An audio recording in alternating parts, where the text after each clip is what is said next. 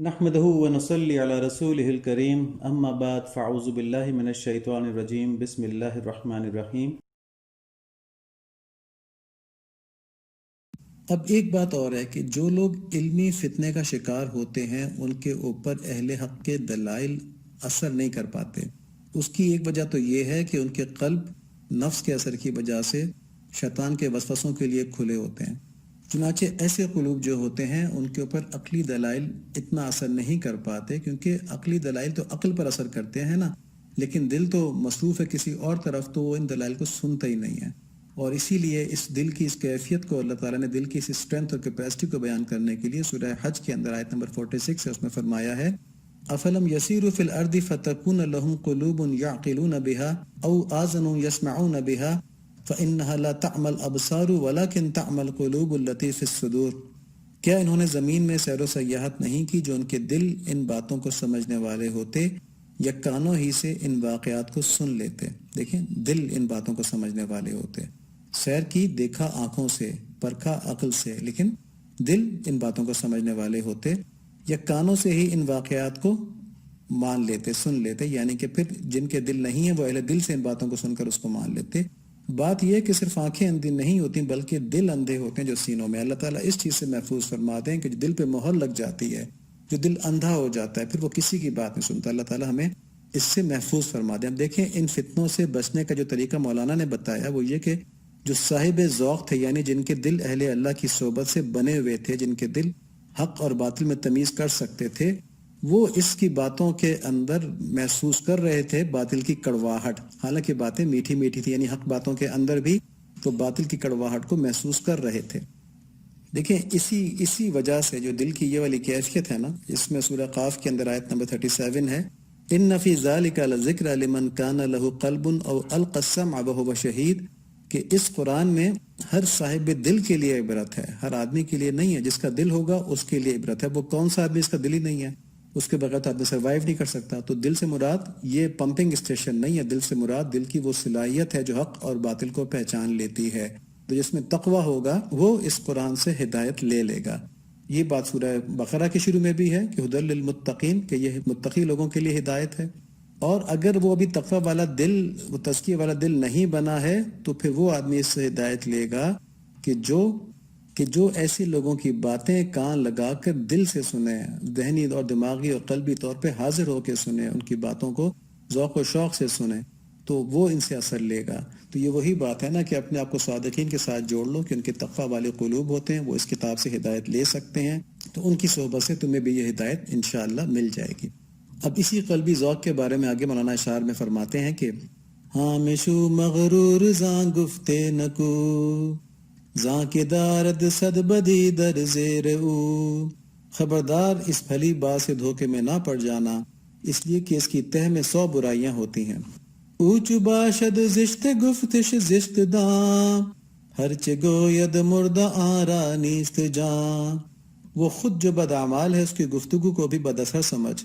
جو بات مردہ کہے گا اس میں جان نہیں ہوگی۔ گفت انسان پارائے انسان بود، پارائے ازنا یقین کے نام بود۔ انسان کی گفتگو انسان کا ٹکڑا ہوتی ہے، روٹی کا ٹکڑا یقیناً روٹی کا ٹکڑا ہوتا ہے۔ تو مولانا فرما رہے ہیں کہ فتنہ پھیلانے والے آدمی کے باطن میں صدہا خرابیاں ہوتی ہیں، اور جو شخص خود برے اخلاق رکھتا ہے اس کے کلام میں ضرور برا اثر ہوتا ہے، اور مردہ دل جو بھی بات کہے گا اس میں زندگی یعنی روح کو زندہ کرنے والی نیک تاثیر نہیں ہوگی۔ اور پھر فرمایا کہ انسان کا کلام اس کی شخصیت کا عکاس ہوتا ہے۔ جب اس کے اندر خود ہی حرارت نہیں ہے ہدایت کی زندگی کی تو اس کو آگے کیا دے گا؟ حضرت حکیم اختر صاحب رحمۃ اللہ علیہ کا شعر ہے کہ کیوں آہ میں کچھ تاثیر نہیں، کیا عشق کا دل میں تیر نہیں،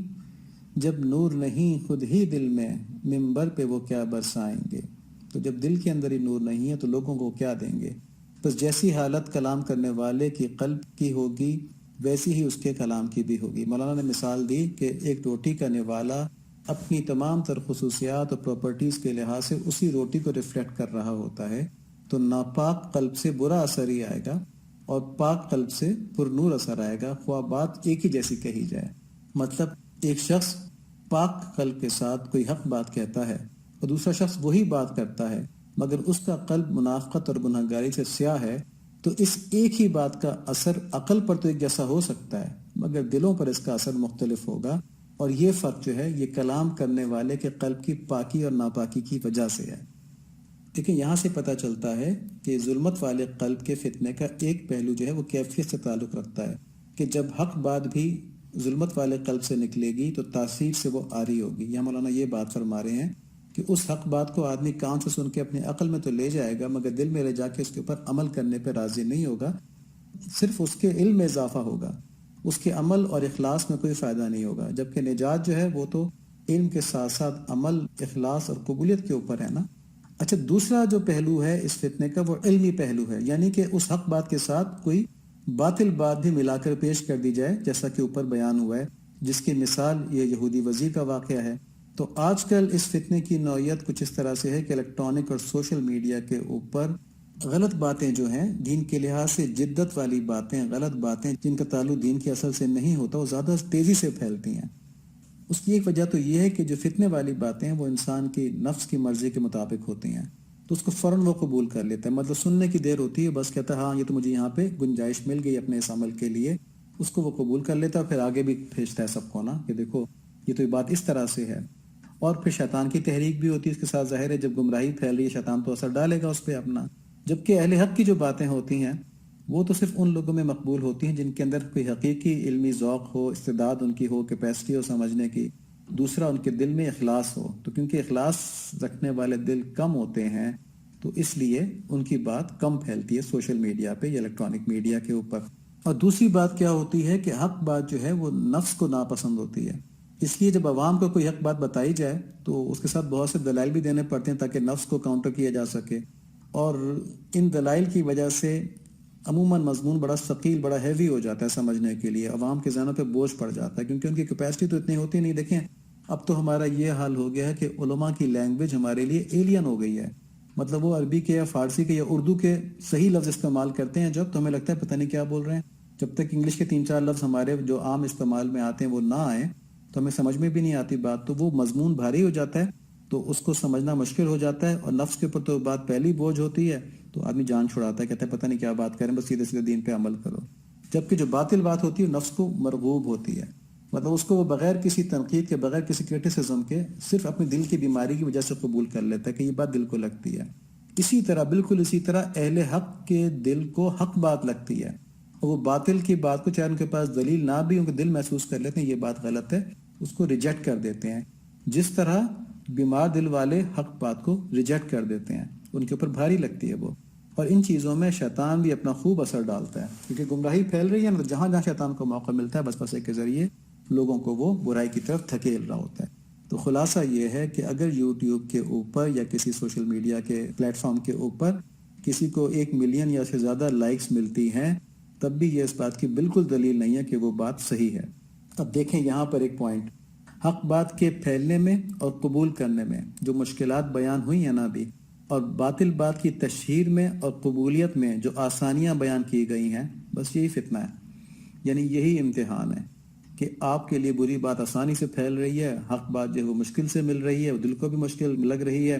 تو اسی بھٹی سے گزر کے جو حق کے اوپر رہتا ہے وہ عند اللہ قبول ہو کر کندن بن جاتا ہے، اور جو ناکام ہوتا ہے وہ سونے کا محل بن کر ضائع ہو جاتا ہے۔ دیکھیں قرآن شریف کے اندر سورہ مائدہ میں آیت نمبر 100 ہے، قُلْ لَا يَسْتَوِي الْخَبِيثُ وَالطَّيِّبُ وَلَوْ أَعْجَبَكَ كَثْرَةُ الْخَبِيثِ فَاتَّقُوا اللَّهَ يَا أُولِي الْأَلْبَابِ لَعَلَّكُمْ تُفْلِحُونَ۔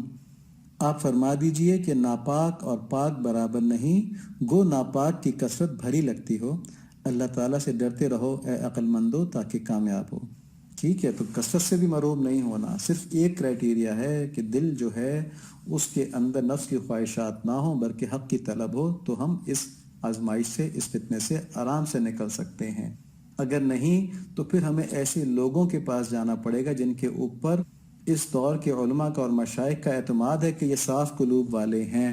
ان کی صحبت میں بیٹھ کر اپنے قلب کو بنا کر ہمیں فتنوں سے لڑنے کا طریقہ سیکھنا پڑے گا۔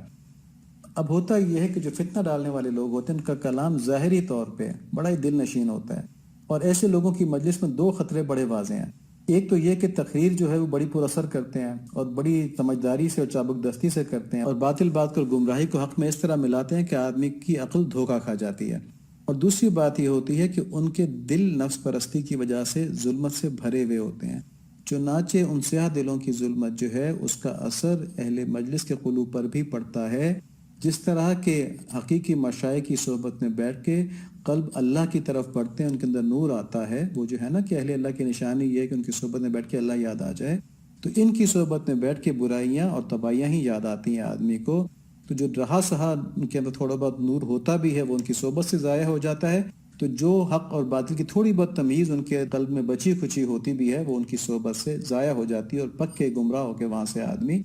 اٹھتا ہے۔ جس کو اللہ تعالیٰ بچا لیں بس وہی بچتا ہے۔ بہت کڑا امتحان ہے، اللہ تعالیٰ ہم سب کو پوری امت کو اس قسم کے امتحانوں کے اندر کامیاب فرما دیں۔ تو یوں مولانا نے ایک بہت اہم چیز کی طرف ہماری توجہ دلوائی ہے اس یہودی وزیر کے واقعے میں، کہ یہ صرف واقعہ بیان کرنا مقصود نہیں تھا، بلکہ یہ تھا کہ جیسے قرآن شریف کے اندر ہے نا کہ تم کو آزمایا جائے گا، اور دیکھیں قرآن شریف کے اندر ہی متشابہات ہیں، ایسی آیات ہیں جو کہ شبہ میں ڈال دیتی ہیں آدمی کو، تو وہ کس لیے رکھی گئی ہیں؟ تاکہ یہ قلوب کی آزمائش ہو جائے۔ تو اللہ تعالیٰ نے فرمایا نا اس کے اندر کہ جن کے دلوں میں زیغ ہے وہ اس سے گمراہی پکڑتے ہیں، تو دلوں کا زیغ صاف کروانا، جو ساری بات پیچھے بھی ہوتی رہی ہے کہ اپنے قلب کی اپنے نفس کی اصلاح کی جائے، یہ بس اتنا سا ہی کام ہے کہ اصل کام کامیابی کا دین میں یہ ہے کہ اپنے قلب کی اور نفس کی اصلاح کر لیں۔ اسی طرح سے ہے کہ پل صراط سے جو مسلمان ہوں گے، جو مومن ہوں گے، وہ برق رفتاری سے گزر جائیں گے،